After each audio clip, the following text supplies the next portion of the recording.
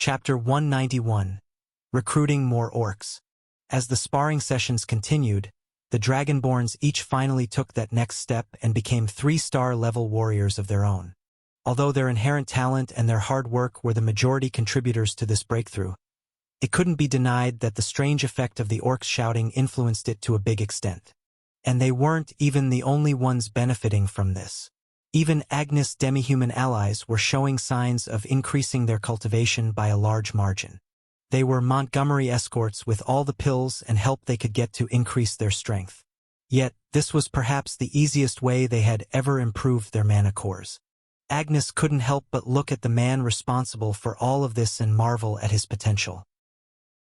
A couple of hours later, everyone was exhausted from their training sessions.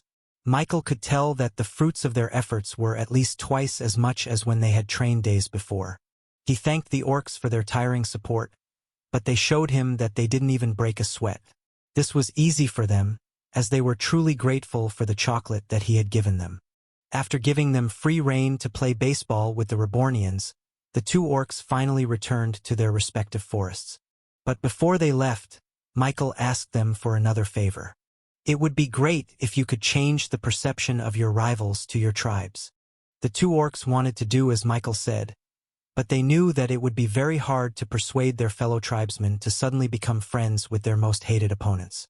This rivalry against the other tribe was taught to them from their very birth to their very death. If these orcs hadn't met each other, they wouldn't have realized that the rivalry between the 2 tribes was unnecessary.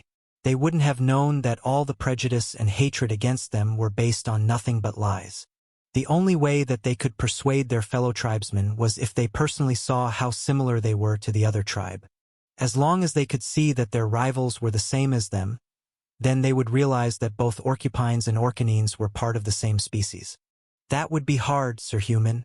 Fraternizing with the enemy could make us exiled, the Orcanine said. That is the same for us, the Orcupine agreed. Michael knew that it would be hard, but he still had hope. The fact that these 2 orcs could become friends was enough evidence to show that the unity of both tribes was possible. Well, if all else fails, then we still have one last bargaining chip, Michael said to them. Just lure them out with this. He showed them a bar of chocolate, which gave the 2 orcs some ideas on how to persuade their fellow tribesmen to become a part of their cause to unite the 2 tribes. For the next few days, the 2 orcs began spreading rumors to their fellow tribesmen about a new miraculous food made out of cacao beans. And according to those rumors, this food didn't taste like bitter poison. Of course, not a lot of orcs believed it and only a few approached him. Is it true? A female Orcanine orc asked. Shush! Don't tell anybody else. I only have a few with me. I don't want to share it with a lot of orcs. He then took out a bar of chocolate from his sack and showed it to the 3 orcs in front of him.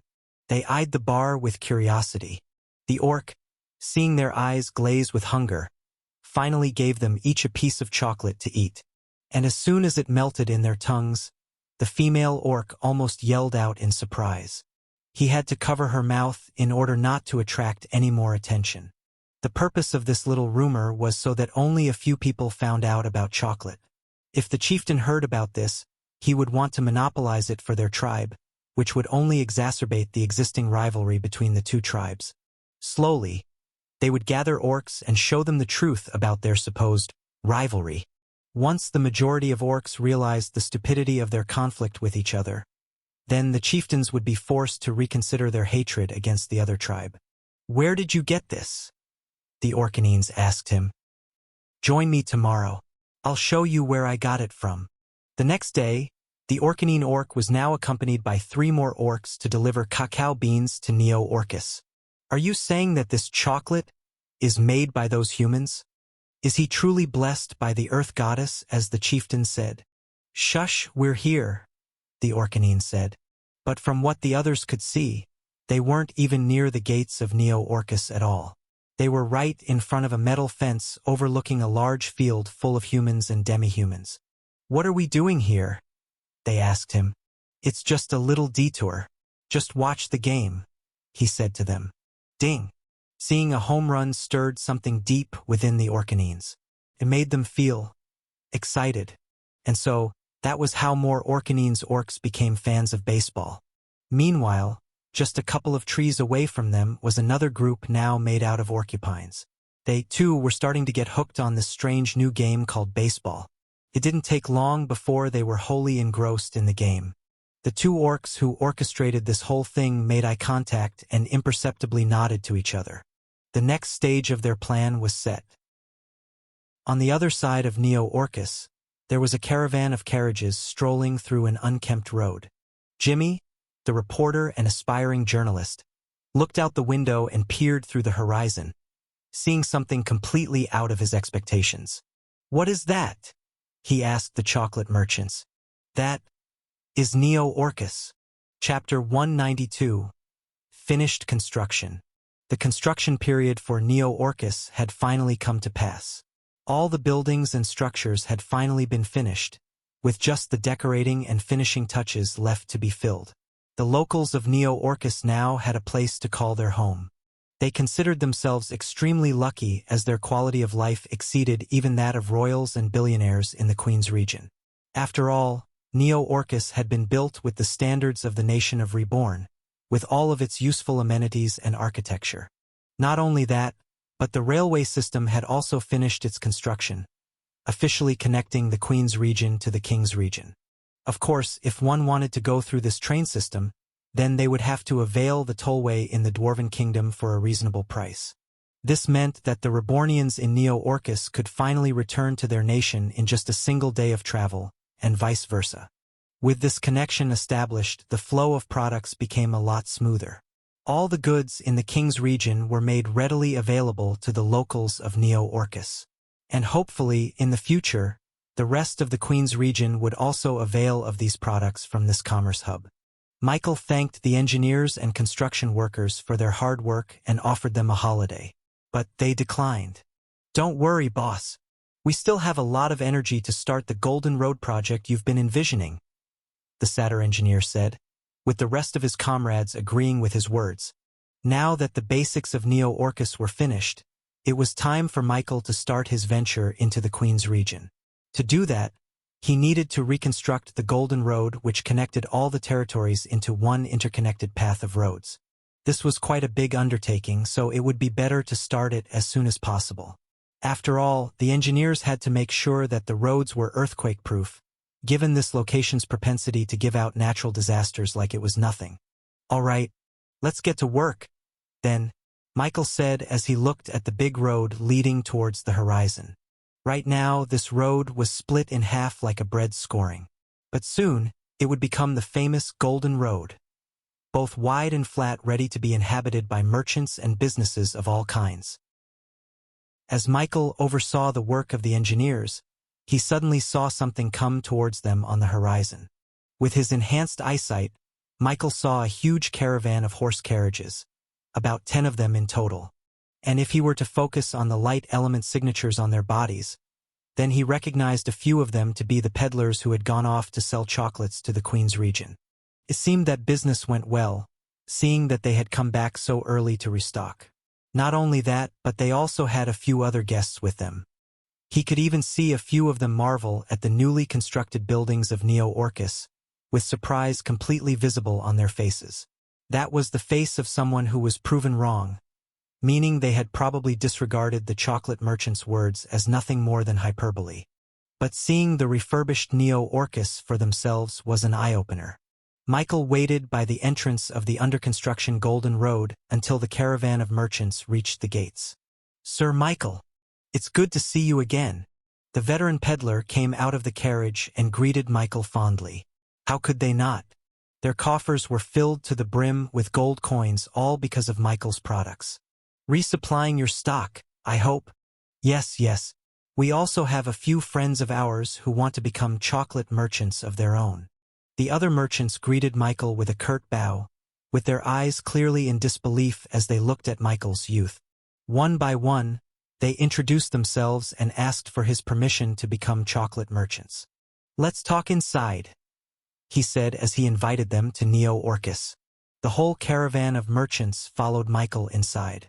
The veteran peddler caught up to Michael and pointed back at a youthful man in their midst.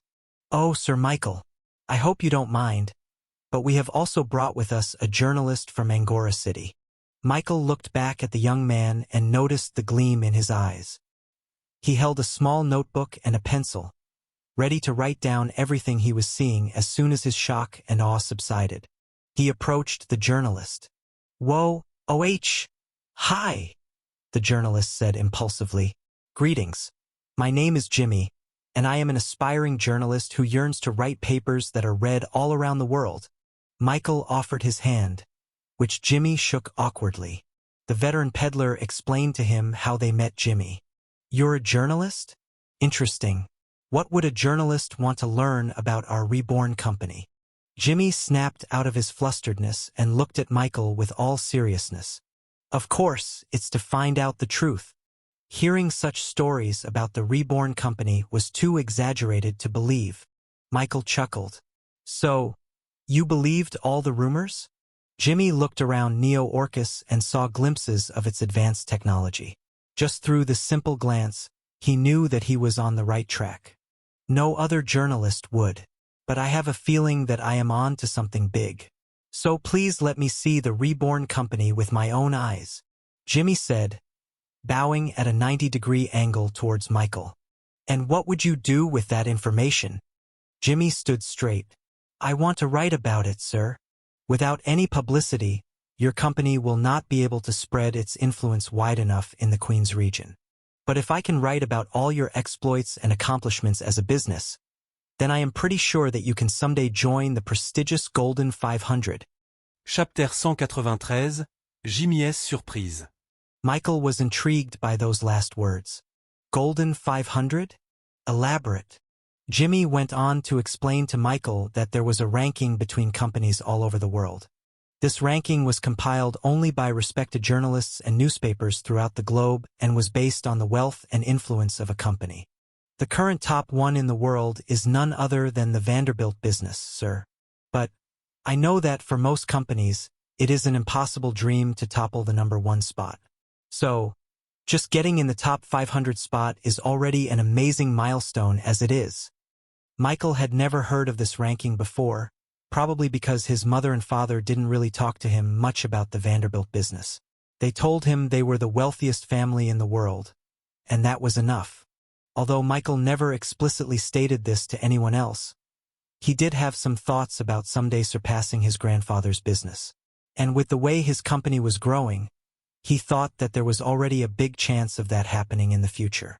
"Jimmy, what's our ranking?" Michael asked directly.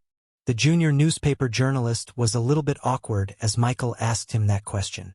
Although he wanted to tell the truth, he didn't want to offend the young master. He didn't want to get kicked out of Neo-Orcus. "Just tell me. I won't be mad." Jimmy cleared his throat and said, "Unranked. But from what I saw with the chocolate products, you stand a very good chance of breaking through the top 500 spot." "It is very possible." Michael nodded, not looking the least bit upset. "And what do you think we need to improve to climb up the ranks?" Jimmy raised his hand and began to count his fingers. "First, you need to have a lot more wealth under your banner. That is the most important aspect of the Golden 500, of course. But it is hardly the only thing that matters. Second, you need more territory. Without territory, you would have no base of operations. You would need somewhere to nurture your products. I think that you need to expand further beyond Neo-Orcus. This place is too small. And third, you need security. You need people to protect the territory that you have. This one is not that important in the current state of the world, but there are always accidents, disasters, and unfortunate dealings in the world. So, it would be best if you had people to protect your wealth and your territory."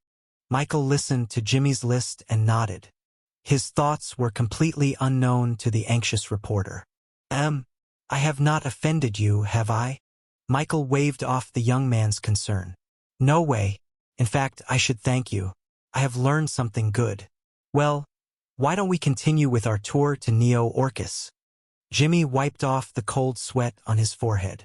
He thought that Michael would be mad that he didn't appraise his company a lot higher.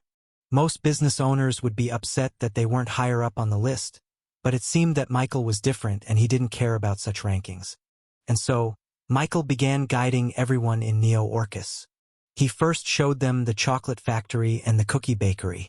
It had expanded quite a lot, now with a lot of Rebornians working in tandem with Beth as the main leader of the whole operation. Everyone was quite stunned as they saw the efficient production in the factory. This was the first time they ever saw conveyor belts and giant industrial-sized mixers and tubs working with extremely large batches at a time. They all watched as hundreds upon hundreds of cookies were being baked simultaneously in the large oven.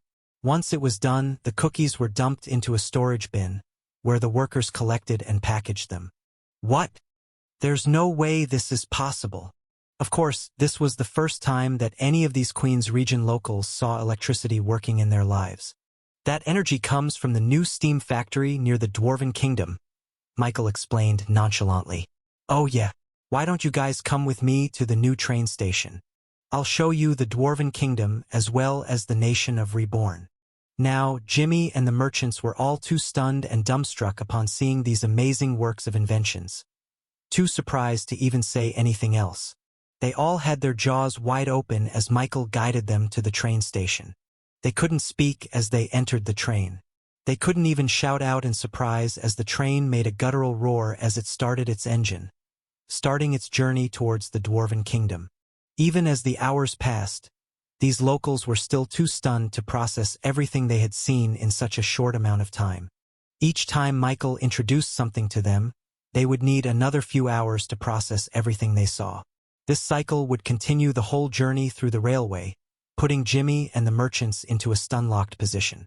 Jimmy's eyes almost bulged out of his sockets as he saw the infamous volcano of the Dwarven Kingdom up close and personal once they took a brief stop at their train station. But before he could even utter his disbelief at this monumental scenery no one in the Queen's regions had ever seen before, he saw the literal king of the dwarves approach Michael and greet him as if they were lifelong friends.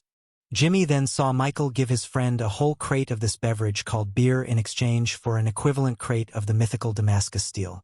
This felt like a fever dream for the rookie journalist. He was so surprised about everything that he completely forgot to even write anything down in his notebook. Never mind the fact that the Reborn Company was allied with the Dwarven Kingdom. Never mind the fact that they had an unlimited supply of Damascus steel. The most surprising thing for Jimmy was the fact that the entire King's region as a whole looked to be under the influence of the Reborn Company. Chapter 194. Tour of King's Region. Everywhere he looked, he saw nothing but Reborn Company logos flashed around every corner of every street. He especially didn't expect to see this in the Dwarven Kingdom, infamous for their disdain for humans. Yet now they were parading the very name of the man who made all of this possible, Michael. And as they continued their journey further inwards, Jimmy and the merchants were led into the King's region and the other territories that were connected to the railway system. It was clear that the railway system had just finished construction all over the King's region, evidenced by all the amazed and longing expressions of the people the train passed through. They cheered and awed whenever Jimmy peeked out of his window. He even saw people waving the very flag of the Reborn Company in the air, as if they were welcoming the arrival of someone nothing less than a king. It was truly absurd. Usually, Jimmy would only see this type of behavior from royal territories with an actual king. But even then, their fervor for one person was very forced, as if their praise was nothing more than a necessity. But from what he could see with the general atmosphere in all the territories they went through in the King's region, everyone was genuinely happy with the Reborn Company. It was crazy for him that a simple company would be able to spread its influence all over a region with such positive reactions. People welcomed the Reborn products, choosing to use them in their daily lives. Be it shirts, stores, toys, or even food, everything had the Reborn Company name on it. How do you create so many products? I thought you guys only sold chocolate and cookies. Michael shrugged. It's all thanks to my citizens, of course. We have a lot of factories and production facilities in our nation. I'll give you a tour of them later. After gaining a lot of money and influence in the King's region, Michael decided to expand the selection of products in their company. It didn't matter if he didn't invent them. He would create an entirely new design or an innovative way of producing them much faster than anyone else. If Michael wanted to have a sense of monopoly over the King's region, then he would have to fulfill all the needs and wants of the citizens there. Food, materials, jewels, clothes, and everything else. Michael wanted the Reborn company to produce it. Thankfully, the nation of Reborn had expanded a lot to accommodate all of this workload. It also helped that they had unique powers to help increase productivity, such as the mithril artifacts as well as the musician buffs. Once Michael explained this to Jimmy and the chocolate merchants, they couldn't help but be stunned into silence once again. Not even the Vanderbilt business had this kind of influence and reach in the Queen's region. It felt like the whole entirety of the King's region was under Michael's hands. That was the impression they got from touring every territory connected to the railway.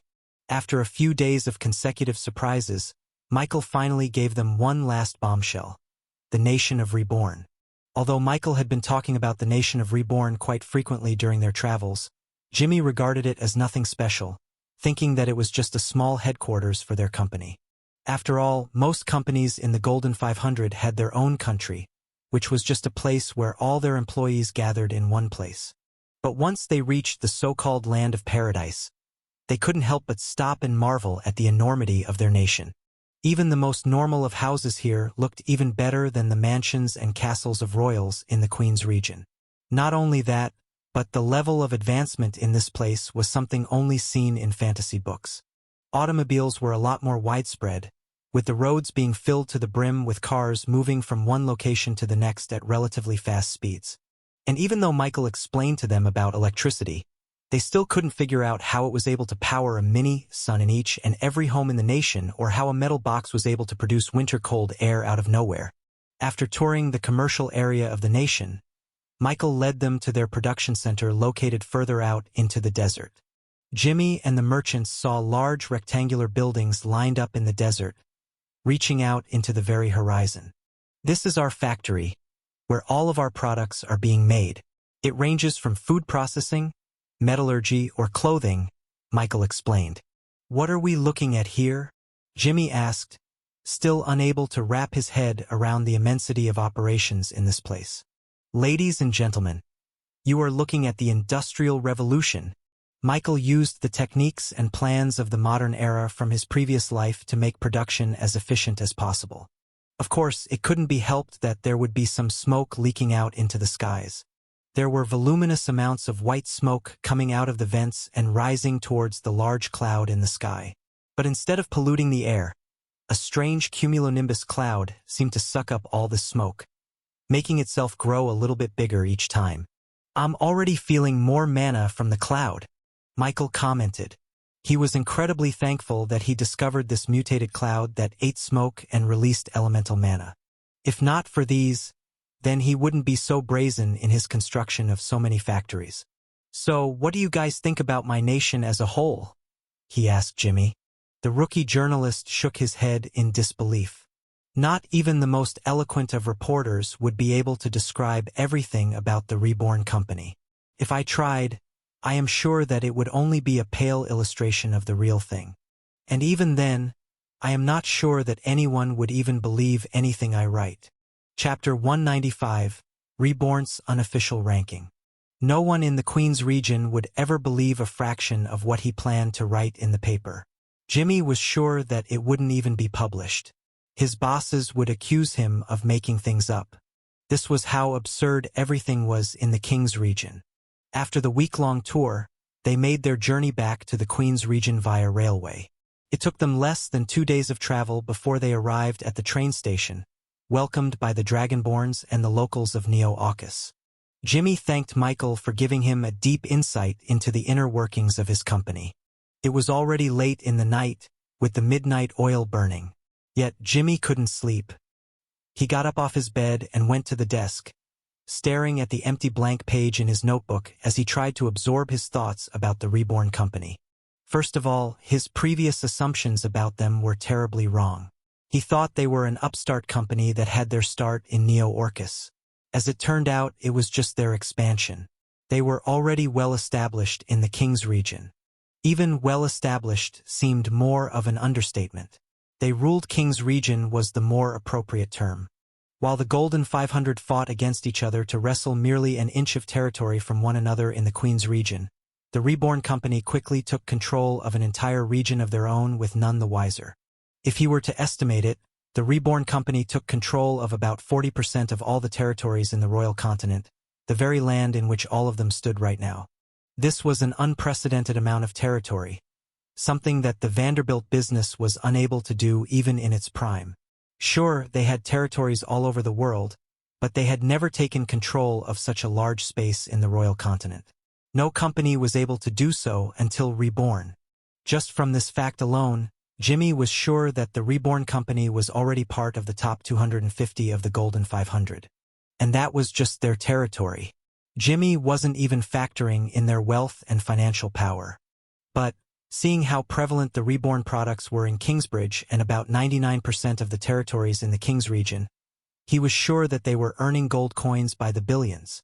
Their rate of production was truly a scary fact to consider, but that wasn't Reborn's true strength. It was their quick dispatch and delivery. There were a lot of companies in the Golden 500 that could produce a ton of products in a small amount of time.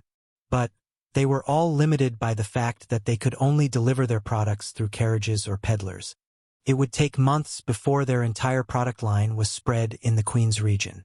It would take years before they could spread their products outside the continent. But the Reborn Company? Mere days or hours. Their concrete roads and automobiles were already a large improvement compared to the best carriages used by even the wealthiest of companies. But even cars were nothing compared to the trains and the railways. The amount of product they could ship out in one trip was truly astounding.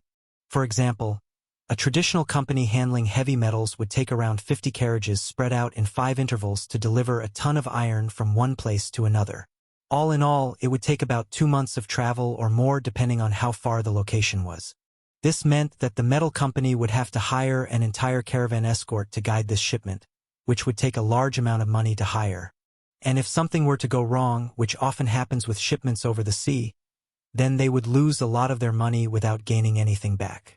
In comparison, the Reborn Company could do it in less than a day, at a fraction of the cost. This meant they could sell more products while losing very little from expenses. Jimmy wrote down all of his musings in a notebook, analyzing all the strengths of the Reborn Company, and came to only one conclusion. The Reborn Company was already in the top 100 of the Golden 500. He was even being conservative in his estimations. If he were being honest, then they would be even higher up on the list. But for now, he was 1000% sure that the unofficial ranking of the Reborn Company was number 100. Officially, though, they were unranked just like all the up-and-coming companies in the Queen's region. They would have to prove little by little that they were deserving of that top 100 spot. There is just one last thing, Jimmy muttered to himself. On the matter of security. As a local from Angora City, he knew a lot about physical strength. After all, their city had both top-notch mages and fighters in their midst. It was all thanks to the Magic Tower and the Knightly Court in the city, nurturing amazing talent yearly. After their graduation, they would usually get recruited by companies and businesses in need of protection. The more talented a fighter was, the better offer they would get in terms of salaries and benefits. So only the wealthiest companies could afford the best knights. Some well-established companies nurture their own security, but for normal companies, recruiting knights and mages from the Order the Guild of Arcana was how most companies got their security. As for the Reborn Company, Jimmy did see a glimpse of them nurturing their own form of security. And that was the Dragonborns. Jimmy had never seen their species before and was unsure of their natural talent. But by the looks of it, they were Michael's personal security detail. So he decided to find out exactly how powerful these Dragonborns were. Thankfully, it seemed that there were daily sparring sessions in Neo Orcus involving some Rebornians and the Dragonborns. Chapter 196, Training Day. Michael woke up early in the morning and flew directly to the sparring area just on the outskirts of Neo Orcus. There were early birds already working up a sweat as he touched down on the barracks, which were chock-filled with wooden training weapons. As expected, Shiina was part of the morning risers, with only 5 arrows left in her quiver and the rest sitting squarely in the bullseye. She never missed. Not a single one. Michael walked up next to her and picked up a bow and arrow of his own. He had very limited experience shooting with this weapon, but he did have the combined knowledge and expertise of all professional archers during the modern era. And it was all thanks to ChatJK3. downloading directly to your brain. Activating critical eye skill. Suddenly, his posture straightened, his grip on the bow tightened, and his eye aimed down just above the bullseye, which compensated for the wind and the distance of the shot. Thump! The arrow pierced right into the bullseye. Shiina clapped for Michael and congratulated him on a wonderful shot. But she then proceeded to shoot 5 consecutive shots that pierced through Michael's arrow, splintering it into 1,000 ends. Shiina flashed a cheeky smile to Michael. Ehem. I'm just trying to secure my job, Lord Michael. She knew that Michael could protect himself even without anyone's help. But it would be much safer if he had a deterrent like the Dragonborns by his side. Michael shrugged and gave up. He didn't have any desire to perfect his fighting skills, so he would leave that up to the professionals. As the time passed, more and more people joined the sparring session. Yuna did some light stances with her rapier, stunning everyone who looked in her direction. But like Michael, even though she was perfectly capable of protecting herself, she would rather leave that up to Agnes and her escorts. That way she could focus on her job as a diplomat. The other Dragonborns finally showed up, with the last one being Jakku, who was still yawning despite the sun already nearing its zenith. Michael, as always, just sat by the sidelines with Yuna and Fudge. They spent their time reminiscing about their previous life and how much they missed certain aspects of that world. You still owe me an ice cream, Yuna said. I'm trying to, he replied, trying to appease her. I just haven't found any vanilla as of yet. Say, you wouldn't happen to know where I could buy it in the Queen's region, do you? Yuna teasingly glared at him. That's not our agreement, mister. I provide you with a way to progress your business. You provide me with ice cream. There's a boundary there that cannot be crossed.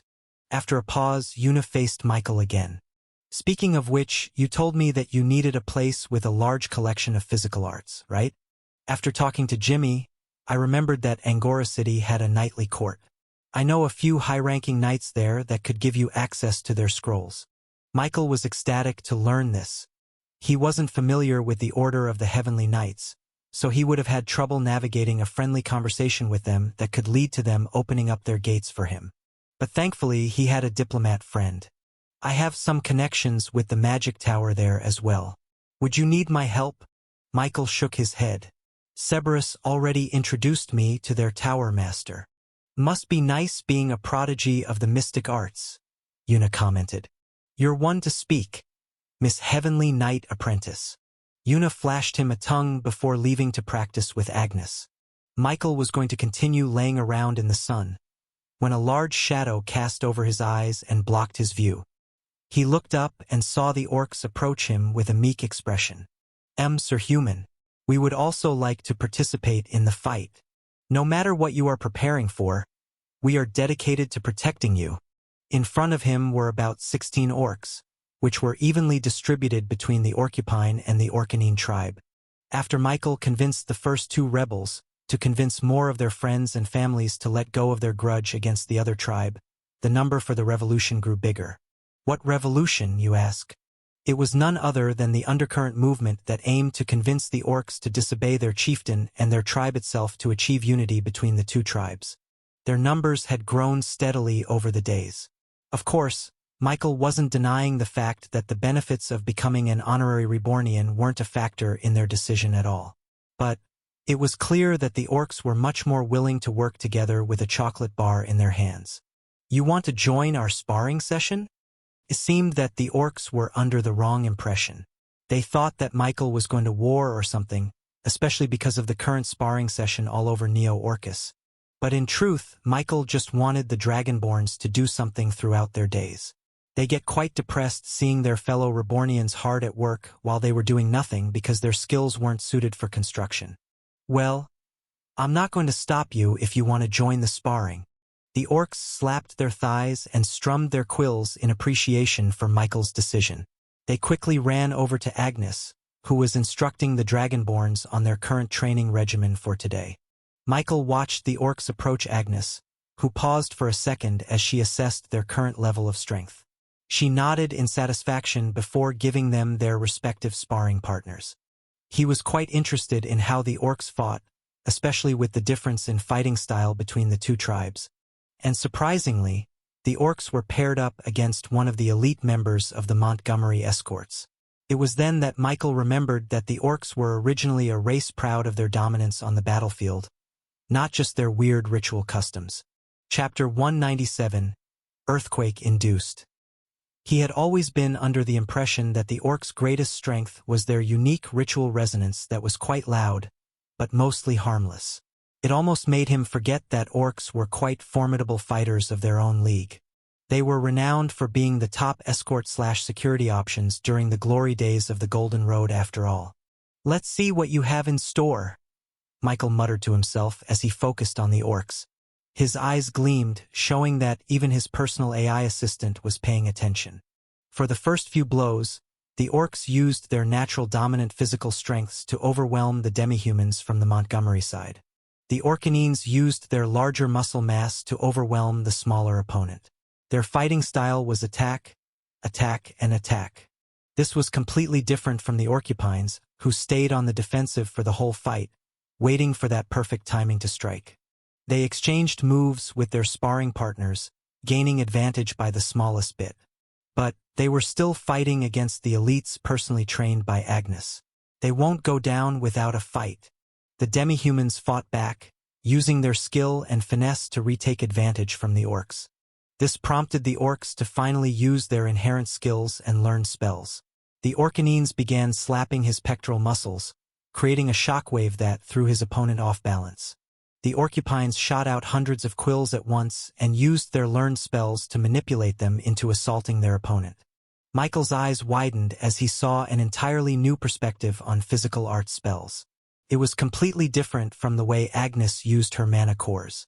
Magic theory acquired. Magic theory acquired. Magic theory acquired. Throughout the entire training session during the whole day, Michael was just absorbing spell after spell from the orcs. He felt like he copied so many spells that he could somehow mix and match all the magic theories and create something entirely new out from all of them. "Hey ChatJK3, can you make a new physical art spell that is appropriate for the Dragonborns?" "I can certainly do that. I will now prepare each of the Dragonborns their new spells based on the orcs' fighting style." Jaku. Deadly Sound of Sword. This spell creates a dangerous sonic boom each time a sword is swung in the air. The damage dealt by the sonic boom depends on the speed of the user. Jaina. Quill Release Shot. This spell allows the user to gain back control of the arrow they had shot to a target. Amisu. Ritual Pump Up. This spell allows the user to gain momentum and power before a fight by performing a ritual procession. Zion. Muscle Punch. Punching the critical muscles of a target may temporarily disable their defenses. Although those spells weren't all that diverse, it was enough to improve the power of the Dragonborns by a significant margin. The next day, he quickly gathered the Dragonborns and taught them the new spells ChatJK3 created. They were quite excited about this, treating it as his birthday gift to them. They arrived at the training grounds and began practicing their newfound spells. Unfortunately, it seemed they were quite a bit too enthusiastic about this as they accidentally set off a mini earthquake in the ground. The loud booming skills of the orcs and the inherent physical strength of the Dragonborns created a resonance in the ground, making it sway back and forth for a little bit. Early in the morning, Jimmy was jolted awake by the sudden earthquake that shook his bed. He feared for his life, thinking that the roof would suddenly cave in and trap him in the rubble. He had read news about this exact kind of scenario before, especially in Orcustown, with most ending in disaster. This was not how he wanted his name to be published in the newspaper. But as the earthquake continued, he was surprised to see that there was barely any movement from the structure at all. A minute later, the earthquake subsided and the quiet morning returned to normal.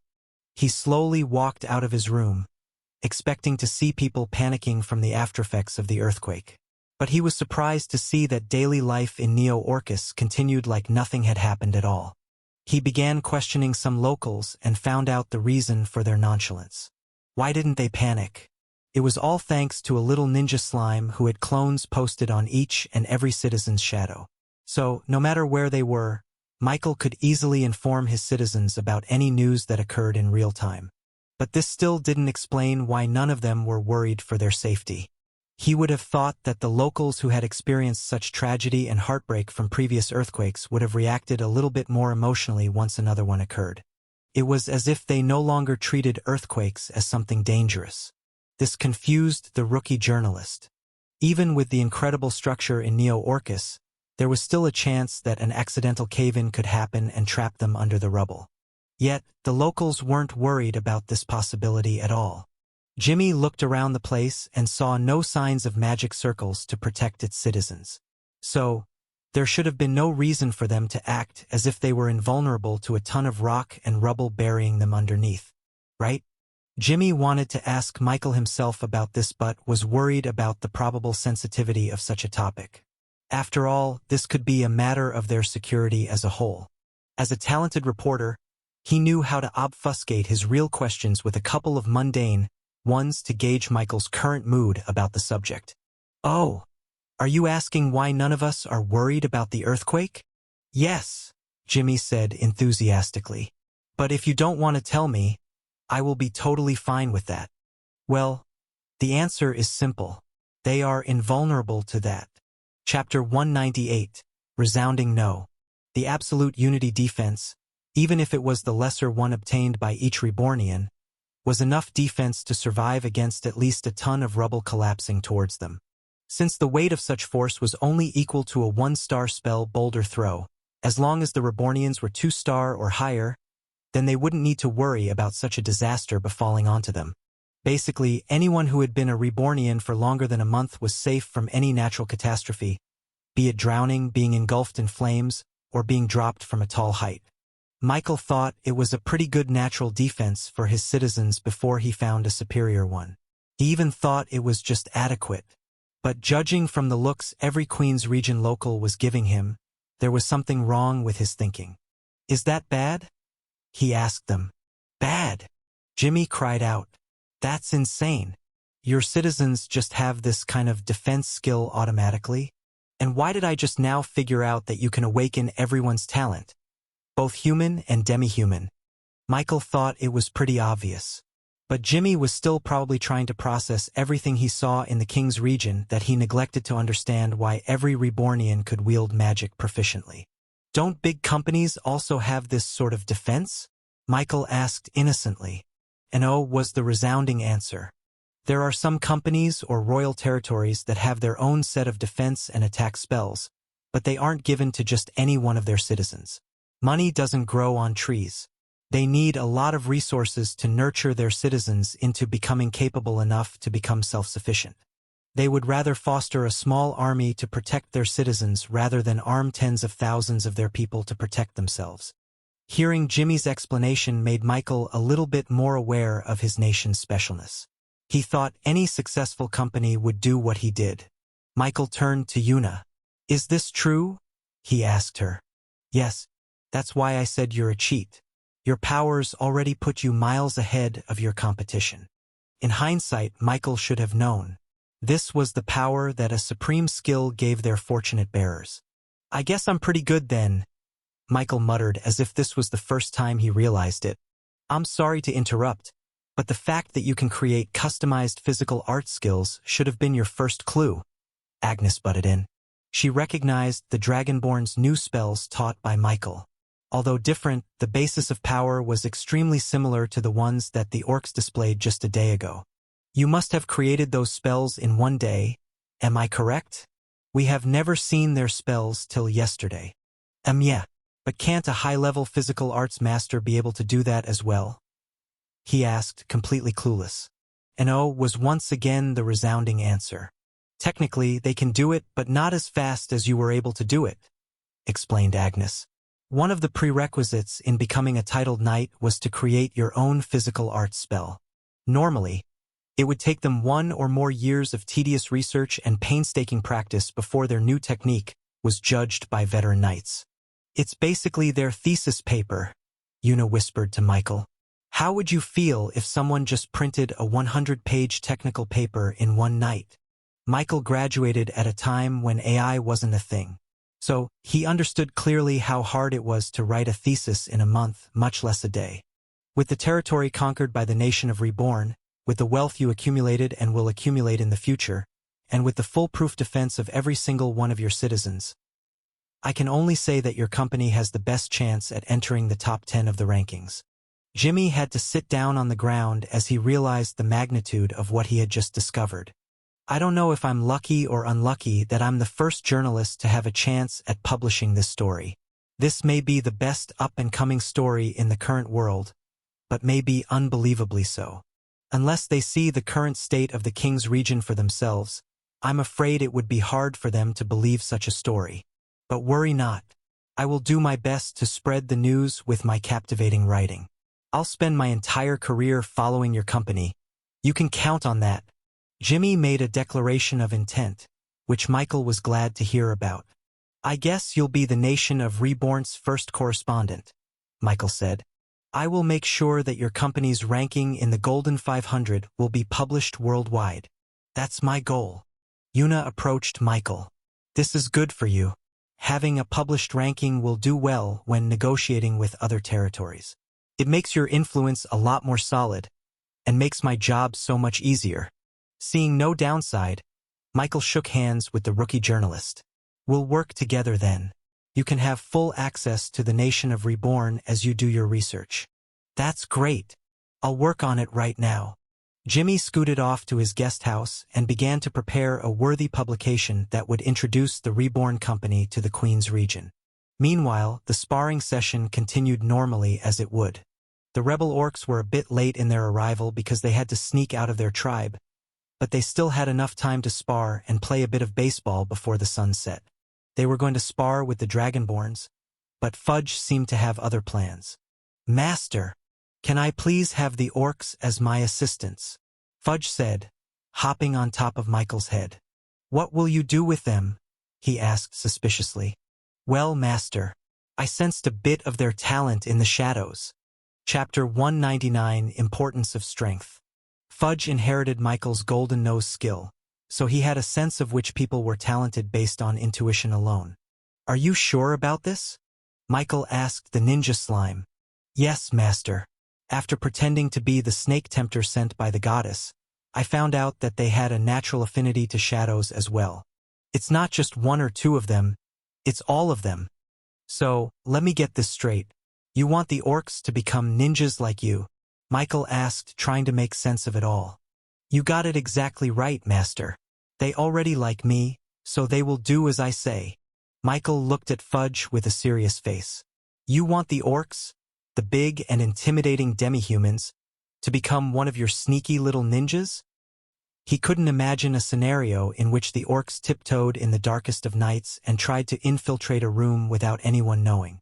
Just their immense weight alone would send even a metal floor creaking with a loud sound. It's all right, Master.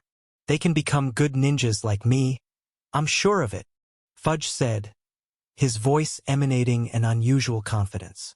Fudge was rarely wrong about this thing, so Michael gave him the benefit of the doubt. All right, but don't get too overboard with this. Michael then saw the violet slime hop over to the orcs, who quickly kneeled after seeing the slime's presence. It looked like his infiltration as the messenger of the goddess worked entirely too well, as they were treating him with reverence even when he was no longer the snake tempter in their sacred grounds. He was sure that with Fudge's skill, they could eventually make a good group made out of the best ninjas in the world. This whole thing made Michael think about the importance of security. Jimmy seemed to have a good sense of its importance, but Michael never really bothered with it before. There wasn't really any need for it back in the King's region. Sure, there were a few instances in which force was needed to make things more peaceful, but nothing too much. But it looked like physical strength was far more important in the Queen's region. He walked over to Yuna and asked her exactly about this question. This world is still stuck in the medieval times, she said. So, there are some times when conflicts are resolved through wars or physical fighting. It's not as prevalent thanks to my grandmother's efforts to lessen deaths. But of course, there are still conflicts that cannot be solved through diplomatic options. So, do you think that we will face a lot of conflicts in the Queen's region? He asked her. If you want to expand your company, then you will have to get your hands dirty. Michael's eyebrow raised. He didn't think he would have to do that. Seeing his curious expression, Yuna went into further detail about her words. You don't know about this, but the lands in the Queen's region are a lot more magical and mysterious in nature. There are always discoveries being unearthed in different territories, most of which are up for grabs by anyone. Sometimes they find gold and a few other important minerals, which, don't get me wrong, still warrants a war between companies on who would be able to lay claim on the discovery. Usually, it would be settled with a behind-the-scenes agreement between the different parties. But there are a few discoveries that are far too valuable to share. For example, a pocket dimension left behind by a previous civilization would have even the top 10 companies vying for control. If you want to get an inheritance left behind by a 9-star wizard, then you would either have to negotiate with the Guild of Arcana or be the first one to loot it before anyone even finds out that it existed in the first place. That's why physical strength is key to becoming one of the top companies in the world. You have to have the power to monopolize all the good discoveries in the land or else you'll be left behind. Michael's eyes were opened with Yuna's explanation. The Queen's region was a far more exciting place filled with a lot more mysteries than he thought it to be. Pocket dimensions, inheritances, vaults, tombs? It was practically an adventurer's dream to hear those words. Even if Michael wasn't an adrenaline junkie type of guy, he was still intrigued to find out what kind of treasure was buried under those lands. I am always at your service to help with anything you need, Michael. And it looked like ChatJK3 was excited as well. He could already hear it salivating for more knowledge to consume, eventually upgrading its software once again. This was perhaps what tempted Michael the most. If he could find ancient knowledge about the history of the world before the current one, then he could probably find more clues as to where the rest of the Godforge pieces were located. It looks like I need to up my army game, Michael said to himself. Took you long enough, Yuna commented. Most inheritance and tombs that I have heard of are filled with traps and dangerous spells. You'd need an army to safely reach the treasure room. Michael already had the Dragonborns as his personal bodyguards. But if he wanted to increase his army strength, then he needed to find a lot more bodies to fill a regiment. There were a lot of prospects talented in the physical arts back in the King's region, but he just delegated them to become security guards and such. Maybe I should start training them. Problem is, I don't have anyone to lead them. Unlike Yuna, Michael didn't have an Agnes to rely on. There was practically no one in their nation who was proficient in the physical arts. He would have to find someone in the future. But for now, he would have to rely on Agnes' good graces to train his Rebornians. Chapter 200 Meeting with the Orc Chieftains. Michael was suddenly awoken from his relaxing sleep by Shiina, who came knocking at his door. He found this weird because she would have been training in the sparring grounds by now. He opened the door and let her in.